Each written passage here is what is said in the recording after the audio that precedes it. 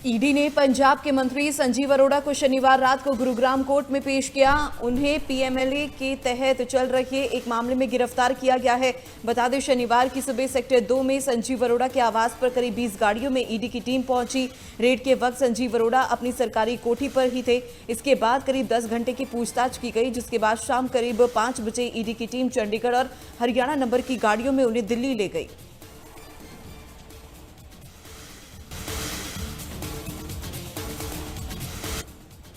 लुधियाना के गुरु आनंद देव नगर में आबकारी विभाग ने छापेमारी के दौरान एक युवक को गिरफ्तार किया है। आरोपी के पास से बड़ी मात्रा में महंगे ब्रांड की शराब बरामद हुई है। आरोपी छोटे ब्रांड की शराब को बड़े ब्रांड की बोतलों में भरकर बेच रहा था। फिलहाल पुलिस ने आरोपी से पूछताछ शुरू कर दी है।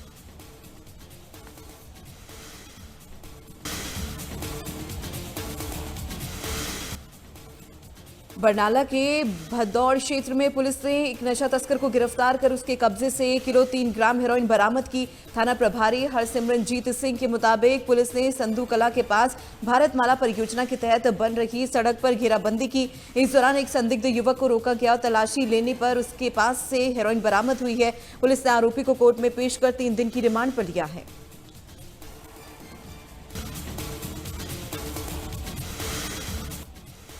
पंजाब पुलिस की स्पेशल डीजीपी गुरप्रीत कौर दियो ने पुलिस कमिश्नर धर्मप्रीत कौर के साथ जालंधर में एक थाना का औचक निरीक्षण किया। इस दौरान एडीसीपी आकर्षी जैन और एसीपी मनमोहन सिंह भी मौजूद रहे। डीजीपी ने थाने की रिकॉर्ड की जांच की और लंबित मामलों की स्थिति की समीक्षा की। इस मौके पर जांच प्रक्रिया और रिकॉर्ड प्रबंधन पर भी ध्यान दिया गया।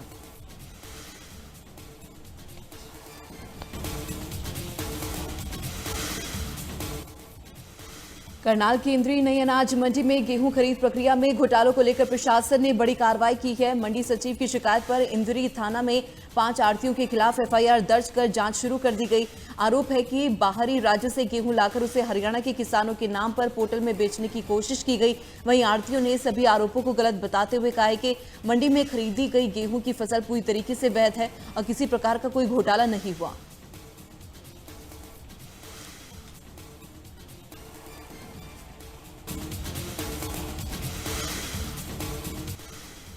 हांसी में निजी बस ऑपरेटर्स और रोडवेज विभाग के बीच पास व्यवस्था को लेकर विवाद बढ़ता चला गया, जिससे यात्रियों की परेशानी और बढ़ गई है। निजी बस संचालक सरकारी पास मानने से इनकार कर रही है, जबकि सरकारी आदेशों में पास सुविधा लागू बताई जा रही है। निजी बस यूनियन ने बताया कि बिना आर्थिक भरपाई के ये सुविधा लागू करना संभव नहीं, जबकि यात्री और छात्र लगातार समाधान की मांग कर रहे हैं।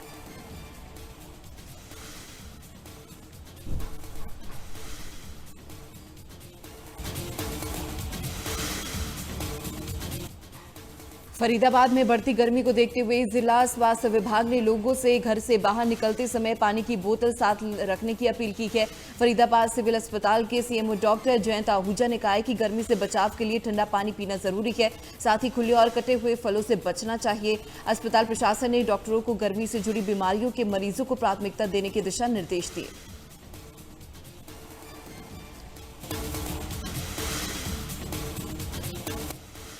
उत्तर प्रदेश में आज दूसरी बार योगी मंत्रिमंडल का विस्तार होगा। तयशुदा कार्यक्रम के तहत दोपहर करीब 3:30 बजे 6 नए मंत्री शपथ लेंगे, जिसमें सपा से बगावत करने वाले विधायक मनोज पांडे को मंत्री बनाया जाएगा। उनके अलावा पूर्व प्रदेश अध्यक्ष भूपेंद्र चौधरी, सुरेंद्र दिलेर, कृष्णा पासवान, हंसराज विश्वकर्मा और कैलाश राजपूत का नाम फाइनल हो चुका है।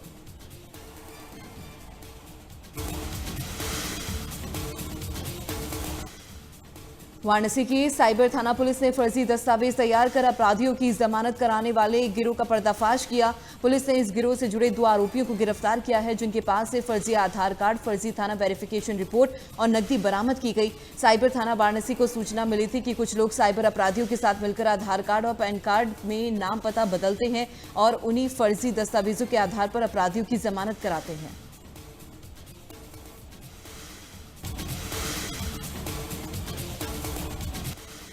मुरादाबाद में एक मदरसा के खिलाफ बड़ी प्रशासनिक कार्रवाई की गई है। इलाहाबाद हाईकोर्ट के आदेश के बाद मुरादाबाद विकास प्राधिकरण ने मदरसे की विवादित जमीन पर कब्जा लेते हुए बुलडोजर चलाया। कार्रवाई के दौरान भारी पुलिस बल तैनात रहा, जबकि 5 बुलडोजर अवैध निर्माण हटाने में लगे रहे। बताया जा रहा है कि भूमि विवाद करीब 2.5 दशक से कोर्ट में लंबित था।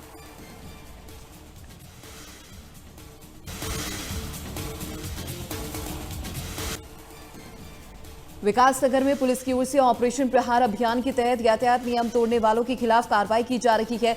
इस अभियान के तहत जिले में अलग अलग जगहों पर वाहनों की जांच की गई और नियम उल्लंघन करने वालों के चालान काटे गए। साथ ही कुछ वाहनों को सीज भी किया गया। पुलिस ने बताया कि सड़क सुरक्षा से समझौता करने वालों को बख्शा नहीं जाएगा।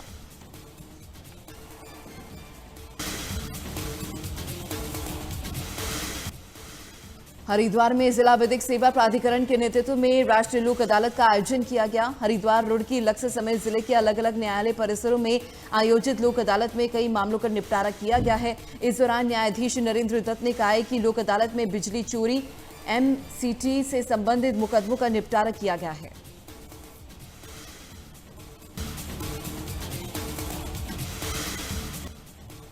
केंद्रीय गृह मंत्री अमित शाह आज नई दिल्ली में एक उच्च स्तरीय बैठक करेंगे, जिसमें देश में बाढ़ प्रबंधन और हीट वेव से निपटने की तैयारियों की समीक्षा की जाएगी। बैठक में विभिन्न मंत्रालय और विभागों के वरिष्ठ अधिकारी मौजूद रहेंगे। इस दौरान केंद्र और राज्य सरकार की सभी संबंधित एजेंसियों की तैयारी का आकलन किया जाएगा। साथ ही बैठक में बाढ़ से बचाव के लिए चल रहे लंबे समय से उपायों पर भी चर्चा होगी।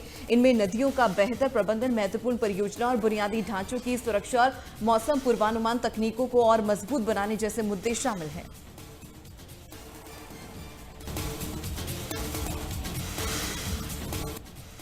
देश की राजधानी दिल्ली में आतंकी खतरे को लेकर हाई अलर्ट जारी किया गया है। खुफिया एजेंसियों से मिले इनपुट के बाद दिल्ली पुलिस और बाकी सुरक्षा एजेंसियां पूरी तरीके से अलर्ट हो गई है। रिपोर्ट्स के मुताबिक आतंकवादी राजधानी के खास इलाकों और भीड़भाड़ वाली जगहों को निशाना बना सकते हैं।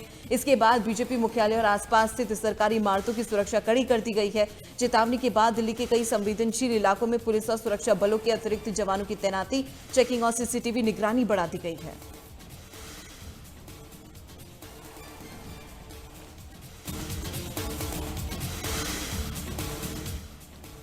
रूस के राष्ट्रपति व्लादिमीर पुतिन ने यूक्रेन युद्ध को लेकर बड़ा बयान दिया है। उन्होंने कहा है कि यूक्रेन की लड़ाई अब अंत की ओर बढ़ रही है। साथ ही उन्होंने यूक्रेन के राष्ट्रपति जेलेंस्की से किसी तीसरे देश में मुलाकात की भी बात कही। उन्होंने जेलेंस्की से किसी तीसरे देश में मुलाकात के लिए एक शर्त भी रखी है। पुतिन ने स्पष्ट किया कि ये मुलाकात तभी संभव होगी जब स्थायी शांति समझौते पर सहमति बन जाए। वहीं रूसी राष्ट्रपति ने ईरान की जंग भी जल्द से जल्द समाप्त होने की उम्मीद जताई है।